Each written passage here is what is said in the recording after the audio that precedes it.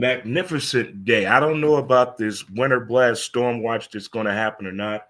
You know how we get carried away when snow is on the way. But how we doing, good folks, to the folks out there watching on Facebook as well as YouTube and Twitter. Hope everyone is doing well today for sure. And Happy New Year to the folks I haven't had a chance to tell Happy New Year to or say Happy New Year to, or the fact you haven't didn't see the show on Wednesday. But wow, lots of things have happened outside of I guess the sports world that a lot of folks are paying attention to. And there are a lot of things going on here locally that folks are paying attention to. But most importantly, if you are celebrating a birthday today, happy birthday to you. If you're celebrating an anniversary day, happy anniversary to you.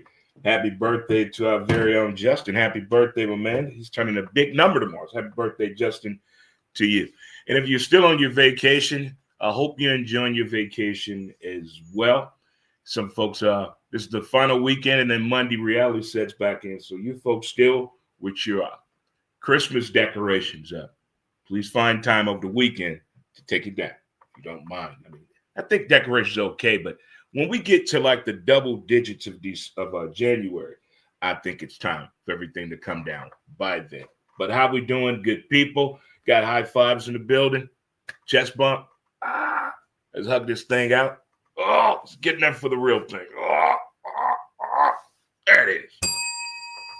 Sometimes you got to wake yourself up a little bit. Either coffee or good morning walk. And what I realized this morning on the way here to the studio, I can't wait to walk barefoot in the park again.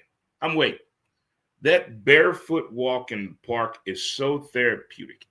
It's something, especially in the morning when everybody's at work or still asleep. You take them shoes off and you just walk around in the park barefoot. If you've never done it, try it. You claim to like Die Hard so much, so why don't you get out there and walk barefoot for a change? Just give it a try. You never know. You never know. But that barefoot walking is very therapeutic. All right, folks, before we get into the show, I want to talk about something that I think needs to be discussed. A majority of the sponsors on the show, family-owned businesses, small business. And I take pride in it. No matter how big or small, taking pride in a business ownership, especially ones that do advertise with me, I really do take appreciation to that. And with that being said, we have some folks out here that don't hold that up as high. They damage places. They're not understanding this money is not coming from a major corporation. This is coming from these folks' pocket, their own pocket. So when you damage these small businesses, just think about who's going to have to pay for it. Is it fair that if they go up on the prices, if they have to go up on their prices because you keep destroying the property, we can't be upset if we're patrons of a business that decide to do that. And with that being said, one of the small businesses that does advertise with me, Friendlies in South City at 3503 Roger Place. Shout out to Ray and his staff and crew. But he has put so much hard work into that business that some person would take it upon themselves to tag or graffiti the place. And we talked about tagging and graffiti. Is it last year? We talked about it because the building right center field, right in center field of Busch Stadium. Look up and to the left a little bit. Somebody tagged that building. And I said this thousands of times after I saw the 60-minute special on tagging and graffiti costs to repair it. It's in the billions of dollars. It's in the billions of. Just take a look at any of the trains that are going through St. Louis. They're tagged all over. But when you're tagging a small business, come on now. I mean, this person went way beyond the call of duty on the tagging right there. So I just wanted to share that out there right there. We take pride in our neighborhood and communities, as well as the local family-owned businesses as well. So let's keep an eye out for that. But most importantly, it is the new year, good people. I am still seeing video footage for what transpired on New Year's Eve around the world. Well, basically the United States. Some of you went too far. Like for real, some of y'all went too far. I get it. Well, I don't get it. I don't get why the celebration gets that much out of hand. I don't understand how that many people want to go to New York in downtown. And did you see that video footage? No. I mean, big crowds, I used to be a big fan of when I was younger. But since I had the vision issue, I don't like big crowds anymore. There's something about them I just can't do it. No. And watching that on TV, I was blown away how calm and cool everyone was.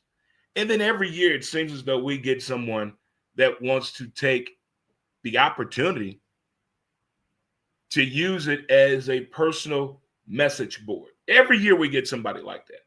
Every year somebody gets a little bit too liquored up on live TV. I think that's why some of these networks and stations have such a long delay and have so many celebrities and non-celebrities on there trying to handle giving us the countdown. But I enjoyed the television version of watching the countdown. But here we are in 2025. Where are the Jetsons vehicles at? I could have sworn we'll be having flying vehicles right now. I mean, the drones are already enough. The robot in the grocery store, okay. The guy 2 weeks ago that got caught cheating on his wife with a robot. Ted, we got to talk. That's a whole new therapy session right there. Infidelity with a robot. I guess when times get hard. That's what she said. But most importantly, I was looking forward to the flying vehicles by now. I mean, we have autonomous vehicles. That's pretty cool. We have that thing in our house. I don't want to say the name out too loud because every device there probably go nuts, but you know what I'm talking about. Vacuum cleaners, the refrigerator. What else? What else we got out there? Gaming devices, the goggles. We're getting close there, but I still think I thought we'd be there by now in 2025 with an actual flying vehicle. Now, I like the flying wingsuit. I like that. Well, I like the videos of it. I don't know anyone personally that has done that. And the train to get to Kansas City, I think they said, in 20 minutes? When is that? When is that going to be ready? Now, that I will get on the super train in a minute. But, folks, it is Fist Pump Friday, and it is Grown Folks Friday edition of the show. And without further ado, let's get on into the show, good people.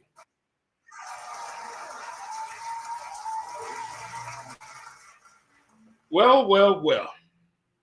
College football, you've done it again. You have made me appreciate this season even more. Not the fact that I brag and point and shout every Saturday, letting the world know how I feel about the SEC, Southern football at its finest, at its best. But in this playoff system, we have missed the boat big time, SEC. We have missed the boat big time. I would like to personally apologize to the Golden Domers, Notre Dame, Rudy, and Coach Marcus Freeman. My bad, players. My bad. I went too far. I didn't think Notre Dame had it in them. I did not think Notre Dame had it in them at all. But I was shocked and amazed at what I saw. Shocked and amazed at what I saw on both sides of the ball. Okay, game was real tight and real close, as we thought it would be.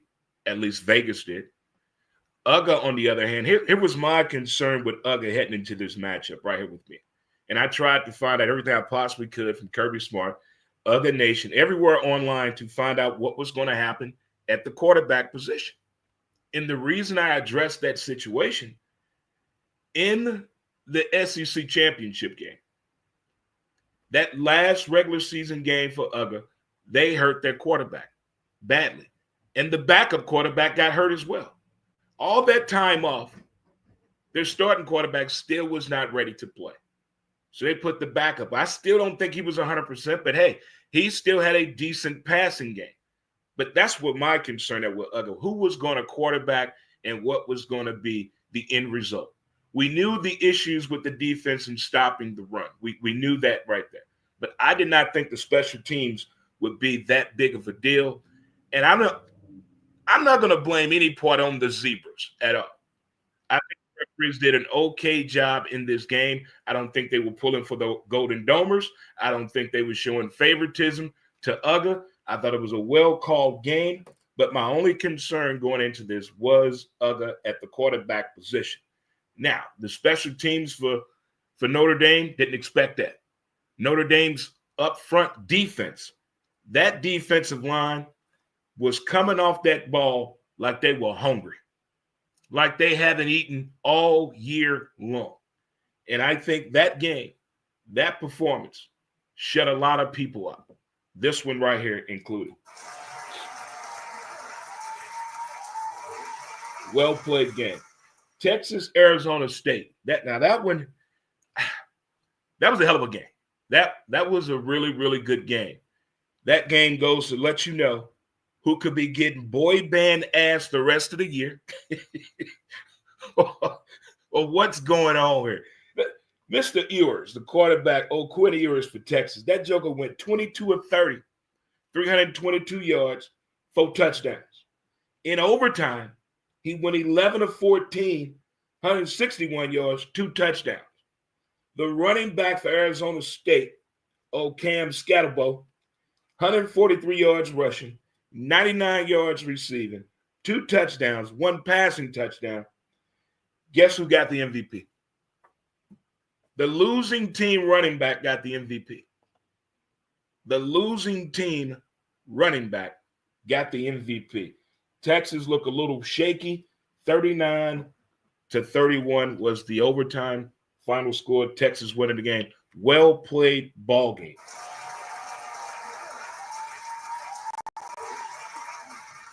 You know how I always love teasing the female fans in sports that let that mascara run when they're crying. That crucial point of the game when they realize they're about to lose. Well, my new favorite now for the men is the arms crossed with the puzzled look on their face. That's my new one now. That is my that right there is my new mascara running crying on national TV. When I see any man cross them arms with that puzzled look, I was dying laughing watching that Texas Arizona State game. And shout out, honorable mention to Ole Miss representing beating Duke. Way to represent Ole Miss. That was the craziest 2 minutes, final 2 minutes of a football game you would possibly ever see. The Ole Miss Duke. Watch the last 2 minutes of the highlight because Ole Miss blew them the hell out the water. And also what I noticed during the bowl games, even college football playoff games, I noticed this here. That player that knows that was their last football game. Not going to pro, don't want to go to pro. They've appreciated the journey. They've appreciated the fact they played D1 football, something they've been wanting to do since the age of 10, been playing football since the age of 8. I can't remember what team it was, but the young man was just sitting on the bench, just taking it all in. When you give a sport everything you have, and you know this is your final game, I'm telling you, it was kind of an emotional thing to see. I hope I don't tear up right here, right now, thinking about it. You know how I get. I cry in a minute when it comes over sport. I boo-hoo in a minute. I shed a tear in a minute over some sports any day of the week. But I have enjoyed the college bowls and the playoffs this year. I think for one reason, I don't have a dog in the fight. I just have the passion of watching college football and discussing it on Saturdays on the college football show. As a Florida football Gator fan, I'm glad we won our bowl game. Way to go, Gators. But just sitting back watching the process of from week 0 to now, it has been a joy and a pleasure to watch. I can't believe we still have, 17 more days until the national championship. That's crazy.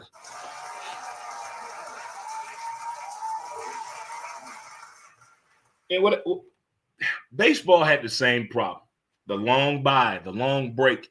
Maybe can we fix that? Do they have to be this long of a break in between? I think with football, it has to be this long of a break. But it has been fun watching this whole process of the whole college football experience this season. I think hands down, again, I think college football did a phenomenal job with the scheduling. It was a lot of bickering and finger pointing during the college playoff selection committee with this new format that we're in. I think overall, the entertainment value we've been given has been outstanding. Now, the bowl games itself, on whether the kids are going to play or not in transfer portal, here's my thing about the bowl games.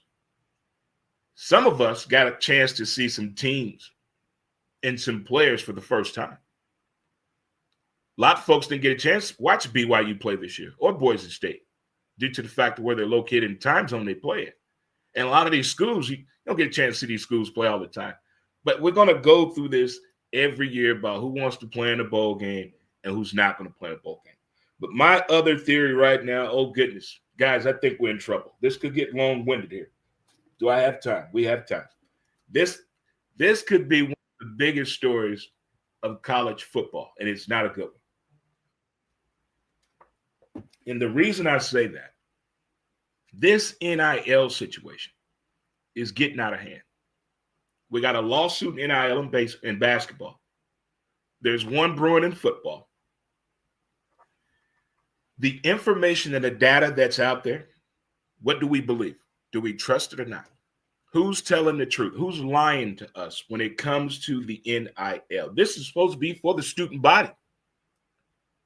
It's supposed to be for the student. I don't think it is. It's money. It's every time there's a situation, they just throw the money up instead of discussing the issue.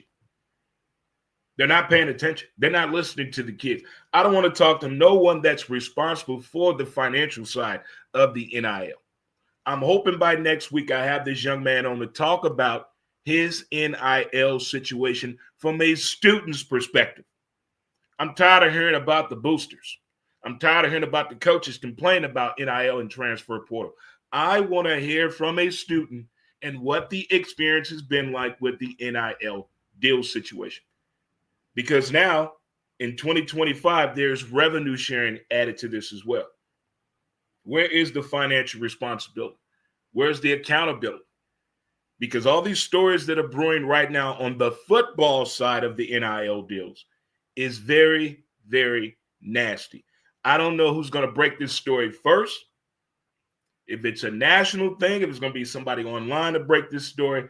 But I think there's a huge scandal, serious punishment, and maybe someone going to jail.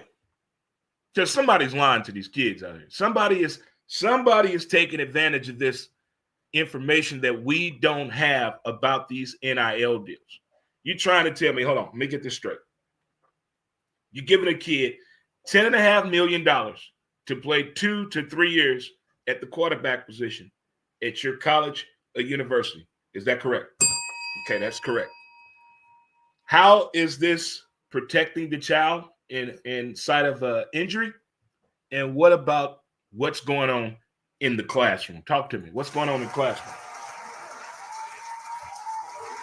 Because everybody I keep hearing about getting NIL deal money, they're not talking about the education no more. What happened to the education? What happened to that? What happened to that part of the deal of my child coming to your college or university? What happened to the deal of them graduating? What happened to that? If you care about my child, what you told me in my living room on that Zoom call or that FaceTime is not being held up. There is no accountability nowhere. I didn't give you my child for you to give them all this money and only 2 years education, and you want them to go out there in the world and be ready. Come on now, bring it back home with me on that one. It's like we're setting them up for failure again, just with money. We're setting them up for failure again. There is no account of that. I'm not trusting nobody 20 to 22 years old to make any type of grown decision in today's world moving forward. You have got to be kidding me. But you want us to, that's what's happening now. That's what's happening right now. If you don't believe me, just follow any of these college teams on social media. Just go on social media and see what's going on. You saw the behavior on the field this football season. You saw the behavior in the locker room this football season. So you mean to tell me out of all these players, all this money they've been given, show me the academic side of this, please?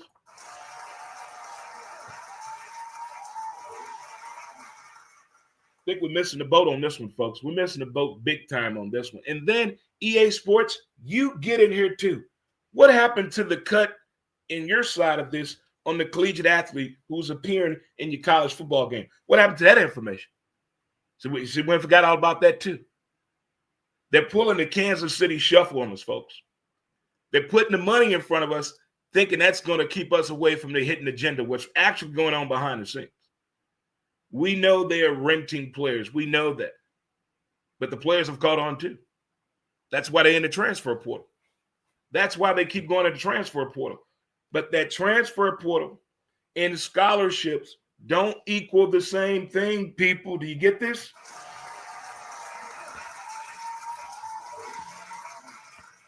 Do you understand that they're not the same thing? Transfer portal and scholarships are not in that portal, baby. No. There's a complete misunderstanding going on across the board in college football right now. I'm sorry, in college sports right now, across the board. And you think the men are getting screwed over? You don't even want to open up the box on women in NIL deals. You don't want to open up that one. That is disturbingly bad. You would think the people that are in charge would have some type of common sense. And I think that's it. But I think the people that are in control of this thing or in charge, they don't care. They don't care.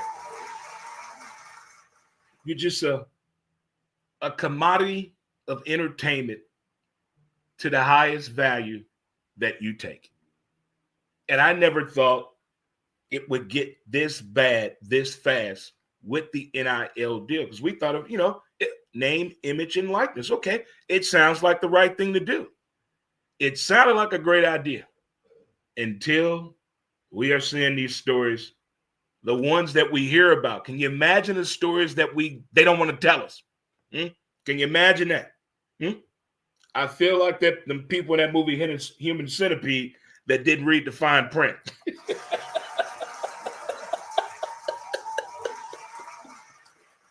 No, you said you want to be in a movie. You said you wanted to be in a movie. Well, there you go. Here's your chance. Here's your shot. All right, folks, it is Fist Pump Friday. It is Grown Folks Friday, and it is the new year. Happy New Year to you. Hope everyone is still keeping up with their New Year's resolution. Hope you're still going to the gym. Hope you're still dieting. Put that cigarette down. You said no more drinking during the week. You're only going to drink on Saturdays and Sundays. Let's keep that up, good people.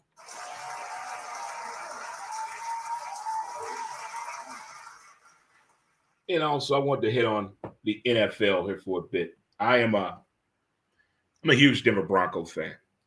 I try to never involve the outside forces to help a team get a win. But listen, when you haven't been to the playoffs in damn near 10 years, it's almost 10 years when I am hurting. I am hurting for a win. Sean Payton, we have had our differences since you've been with the Broncos. We have had them. Your play calling, your press conference, your play calling. And I have to understand something. I'm going to let you do your job. I'm going to let my team go out there and play the Kansas City Football Chiefs this weekend and get this victory. We heard Patrick, my homeboy, not quarterback, and that's still Carson Wentz. Philly special. He can still be dangerous. They still have other weapons. We still got to play the game. They're not going to let us win this game. I don't want to hear no conspiracy. Oh, the refs go. No, we got to get this victory. This is my damn reputation on the line. I mean, when you're a sports person and that you have a team and you voice your opinion about your team and your team don't pull through, oh my goodness. I mean, I just want to go to the playoffs. That's it. My baseball team haven't been to playoffs since the Nixon administration. The Lakers don't know what the regular season is anymore, or what the postseason is anymore. I just want to go to the playoffs. I'm going to break out all the juju bad seeds out the apartment. I'm going to clean up the TVs really, really nice. I'm going to set the tone. I'm going to set the tone to a romantic tone. I'm going to watch a football documentary before the game comes. I'm going in the bag this weekend because I need this victory. I'm going all the way in the bag. I need this. I don't care about nothing else. I need this victory. I want to do a victory run around my neighborhood after we win this game, and just whether we have snow or not, I'm gonna do a snow angel and just go berserk. I just want to go to the postseason. That's a great feeling when your team is in the postseason. Nobody can take that away from you. Nobody can take it away when your team wins a Super Bowl or a championship. It is an amazing feeling. You know what I'm gonna do? I'm going to finish that great, amazing documentary. It's called Game 7 on Paramount. If you're a sports fan, if you played sports, forbid, if you like sports, this is one of the best documentaries concerning Game 7s I've ever experienced. Now, I didn't play any sports that required a Game 7. I played baseball and competitive softball. That was it. I played basketball until sixth grade. And my dad told me I had to quit because my grades were slipping. I had to quit. So a choice was made. But baseball was the thing. There's no Game 7 in the high school thing back at that time. When I played baseball until I was 30, we never had the championship that went 7 games. Softball, no. Best out of 3. What was it? 4 out of 7, some crap. No. Hell no. It was not. It's 2 or go home. You lose two games, you're out. Yeah, it was a tournament style.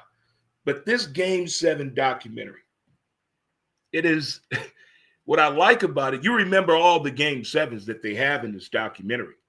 It's the stories that were going on during the Game 7. It was that. Like I'm watching the one right now with the Philadelphia Flyers and the Edmonton Oilers, the Gretzky years. And NHL hockey, that particular season was the first year that cameras were allowed in an NHL hockey locker room.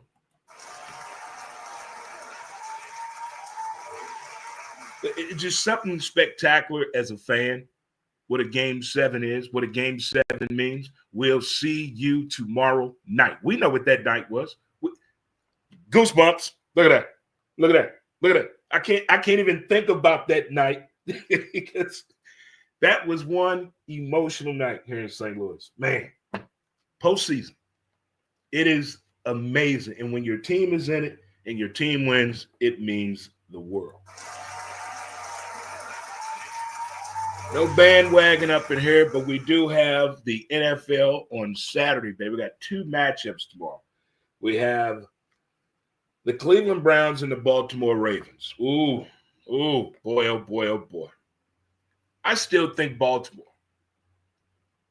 could be one of those teams with that type of roster, with that lineup, with that play calling, everything that they have.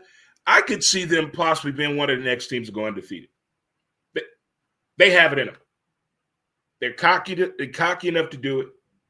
They want to do it, but I think they're trying to strategize themselves a little better for late January push. Because in years before the Kansas City Football Chiefs proved everybody what it takes to beat them, you must be what kids in January? Strong and healthy. So I think that's what Buffalo and the Baltimore Ravens are fighting for and hoping for, the health of their team moving forward in January. But playing against the Browns,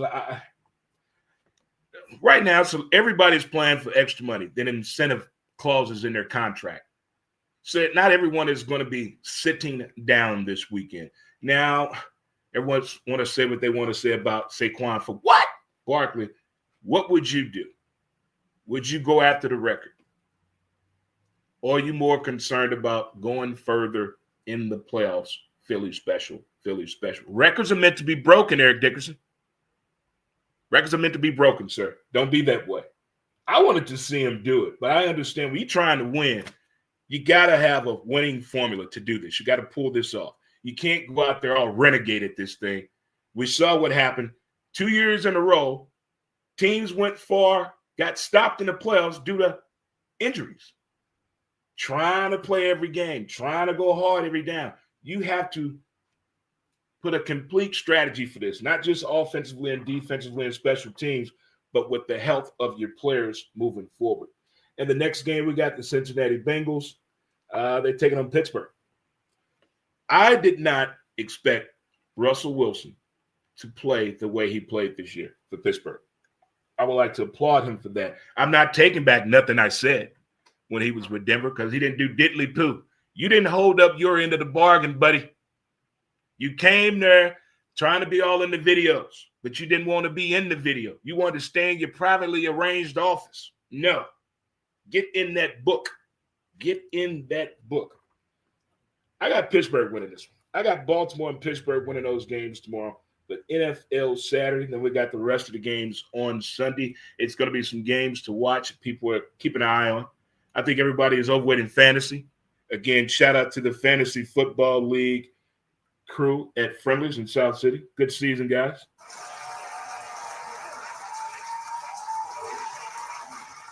I started out strong. I started out 4-0. 4-0. I lost 5 games in a row. What the? I'm taking a different approach next year. A different approach next fantasy football season.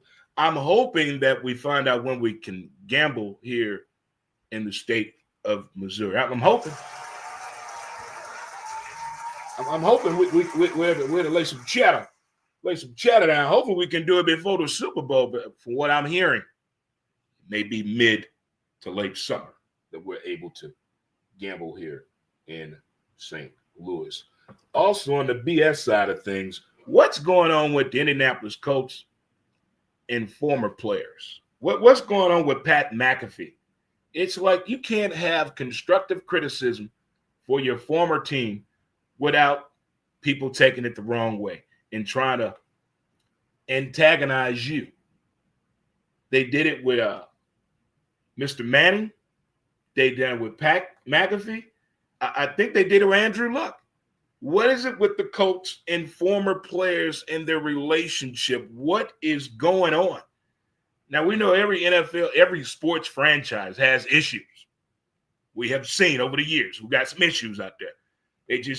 They run things a little differently. I'm talking about the New York Football Jets, the New York Football Giants, Jacksonville Jaguars, the Houston Texans in years past, and now we're seeing what the Colts are pulling up. I'm going to throw the Bears in there too. I'm going to throw the Bears in there as well. But at this same time as we're coming up on the final regular season weekend of the NFL season, it's almost that time of year where we get sad. The Super Bowl is it. That's it. That's it. And then we get teased a little bit more in April, and it's a sad time. No more gatherings.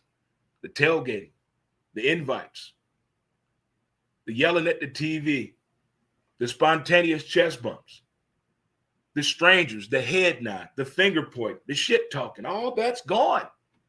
It's not the same with college basketball. It's just not the same, but it's there. It's there. But football trash talking, football gatherings, football friendships.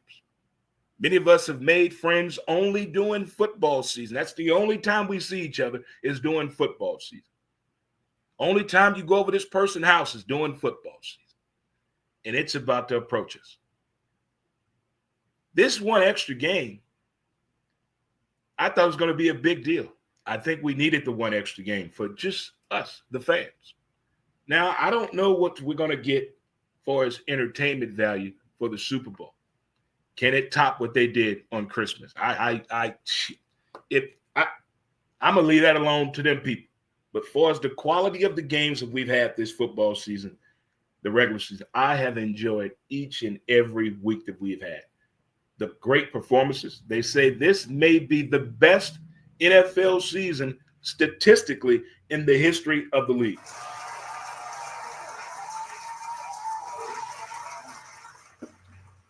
We've bitched, we've griped, we complained over streaming services, games overseas, commentary, features in the game, post-game shows, pre-game shows. We've had a lot of fun this year, a lot of fun. I think this weekend, some teams have playoff implications on the line. I think we as fans, those of us that stay home, or even go out to your local watering hole and watch the games, we had to turn it up a notch this weekend. Let's show our true fandom this weekend. Come on out. If I lived in a house, I would paint my walls orange and blue. I would. True story. I would do that. Orange and blue. My landlord watches. I don't mean that. I'm not going to do my apartment that way. No, not at all. But this is it. And it's also the tease weekend of some college basketball. Yes, I am a Kentucky Wildcat fan. Yes, true story. I'm not budging. That's my team. As we play Florida tomorrow. We play Florida tomorrow. Kentucky and Florida play tomorrow. I can't wait. Hope and Pope. Coach Pope, I got you back. We going to do it. And it's almost that time we get to see some great college basketball matchups, men and women. I don't know what night it is, but I'm watching this one. I don't know where. Will I better watch it at home, or can I go out in public and watch it? But I can't wait to watch Kentucky play Arkansas next month. Huh? Yeah, buddy. Yeah. That's gonna be one for the talking. Let's get on down with the good folk. I can't wait till that matchup right there happens for sure. Well, if you just tuned in, you can go back to the beginning of the show if you want. If you got off work early today and you're going out for early dinner plans or maybe just a day off to drink a little early, congratulations. You probably do deserve it, though. You probably do deserve to do something like that for yourself. And to the rest of us, Happy New Year to us. Take down the Christmas tree. Most of you are taking your kid back to school this weekend. Safe travels. There's a lot going on this weekend outside of the home, in the home, music all around us. But most importantly, on Sunday, one of my favorite award shows of the year, the Golden Globes, baby.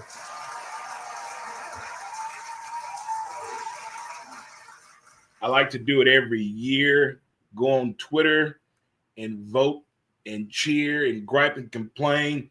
Talk about people and find out those movies and TV shows that I have not seen yet and what the hype is, and to see how the shows are doing that I watch, that I try to tell everyone about. Speaking of shows, I want to tell you about Landman with Billy Bob Thornton. Lord have mercy.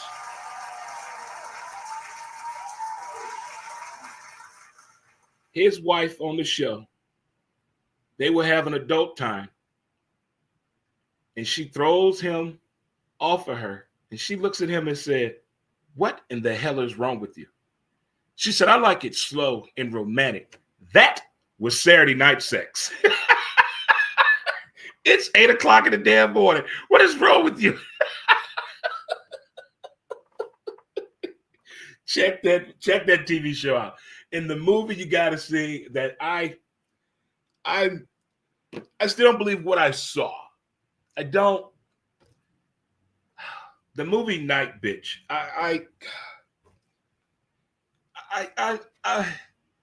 It's not like an M. Night Shyamalan movie. It's not like that. Like, what the hell was that? Like, horrible. This is like, what the hell did I just see? Like,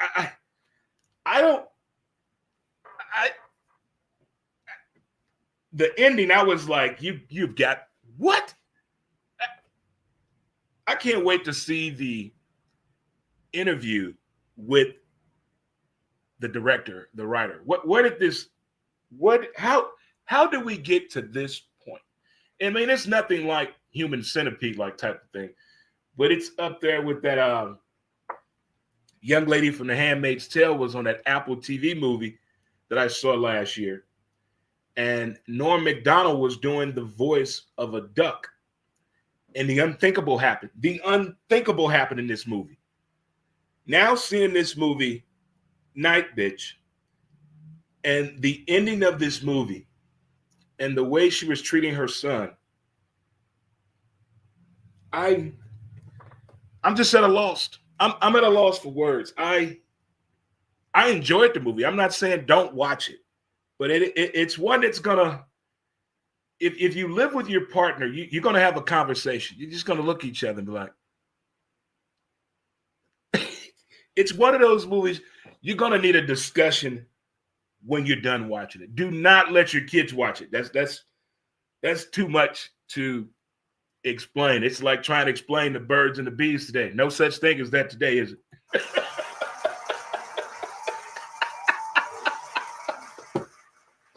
And one more thing before we get out of here. It's those daily conversations that I do not take for granted that I have with people I know or complete strangers. But one conversation I had yesterday really sticks out to me that I had with my friend, Mr. Phil. And we were talking about college football. And I called Ohio State the Ohio State. Oh my God. Why did I do that? Why? This man turned in a fit of rage and yelled at me, "They're not called the Ohio State."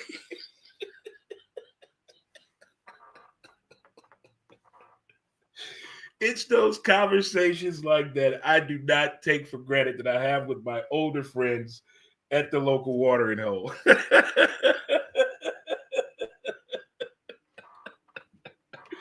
Oh my goodness. Well, folks, boys and girls all across the land, thank you for tuning into the show. And if I haven't told you, Happy New Year. And again, thank you to our title sponsor, Certa Pro Painters, OKC. Folks, it has been fun. It has been a blast. Thank you for tuning into today's show. We do appreciate you. And until next time, we'll holler at your Facebook, YouTube, and Twitter. Peace. Have a great weekend. And thanks for tuning in. And we'll holler at you next time, which will be Monday, same time, same bat channel.